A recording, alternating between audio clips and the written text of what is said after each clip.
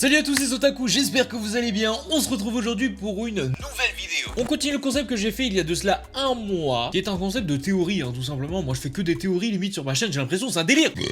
La dernière fois, j'avais fait une vidéo théorie si Izuku mourait. Si Izuku devait mourir, les amis, il y a pas mal de choses à dire par rapport à ça. Par rapport à mes vues d'habitude, ça a quand même bien marché, c'est cool. Vous avez été dans les commentaires plein à me proposer des personnages d'animé qui pourraient mourir et quelle théorie je pourrais inventer là-dessus. Donc je vous rappelle le principe de ce genre de vidéo, on prend un personnage d'un animé, généralement c'est un peu le personnage principal, et j'essaie d'inventer une théorie sur le fait que ce personnage meurt prématurément. Petit disclaimer sur ce concept et aussi sur cette vidéo. Déjà ce concept, je me base exclusivement sur les animés. S'il y a des précisions dans les mangas qui m'auraient pu m'aider pour ma théorie, et ben malheureusement elles ne feront pas l'objet de cette vidéo parce que je ne lis pas les mangas. Et concernant cette vidéo, j'ai pas vu tous les épisodes qui sont sortis de One Piece. J'en suis actuellement au 892 et pour vous situer un peu, l'équipage de Luffy se dirige vers l'île des samouraïs. Donc voilà, je suis pas très loin de tous les épisodes qui sont sortis, mais j'ai pas tout vu. Rentrons dans le vif du sujet. Si Luffy devait mourir prématurément, qu'est-ce qui se passerait ?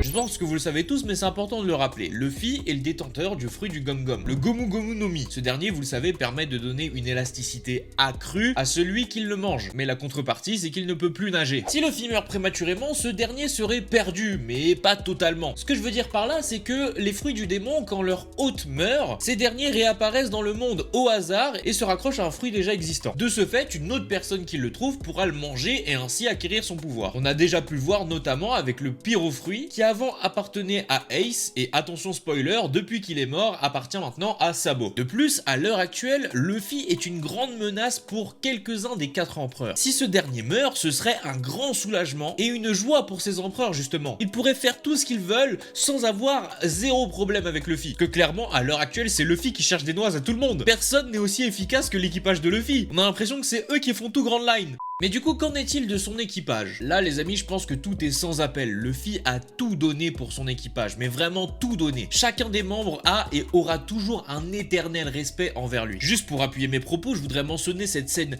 mythique où on a Bartholomew Kuma qui sort via son fruit du démon toute la souffrance de Luffy, qui se matérialise sous une forme de bulle en forme de patte, et Zoro accepte de prendre juste une bulle de la souffrance de Luffy. Je vous laisse voir la scène.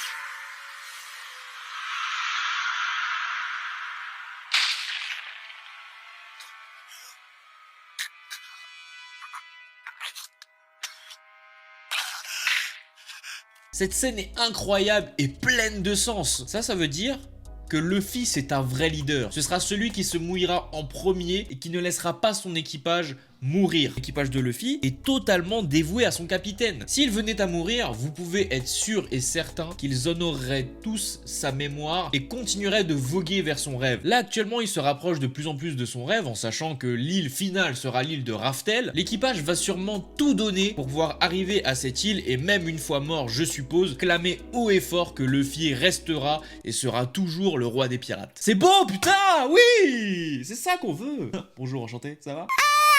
Mais dans tout ça, je vois quand même bien Zoro en forme de leader. C'est lui qui donnera les ordres, c'est lui qui, je pense, aura un petit peu les épaules pour. Mais malheureusement, malgré cet événement, je pense que personne, mais vraiment personne, n'arrivera à appeler quelqu'un d'autre que Luffy capitaine. Même si je crois intimement à la théorie que je vous ai dit juste avant où tout l'équipage sera uni pour continuer et rendre hommage à Luffy avec son rêve, faut quand même être assez réaliste et dire que Luffy est actuellement la poutre qui solidarise un petit peu tout cet équipage. Évidemment, malgré toutes les choses qu'ils ont traversées ensemble, la plus grosse chose qu'ils ont en commun, c'est Luffy. Il leur a tous permis de faire partie de son équipage et de connaître une aussi grande famille. Donc on peut quand même se poser la question de si Luffy meurt, si cette poutre disparaît, est-ce que vraiment ils réussiront à être tous unis pour continuer à rendre hommage à Luffy? Malgré ça, je continuerai à croire en la théorie de l'unité parfaite. Vraiment, je continuerai à y croire. C'est bon, laissez-moi. Les amis, c'est la fin de cette vidéo, mais ne partez pas tout de suite. Alors déjà, pour ceux qui se disent, mais putain, mais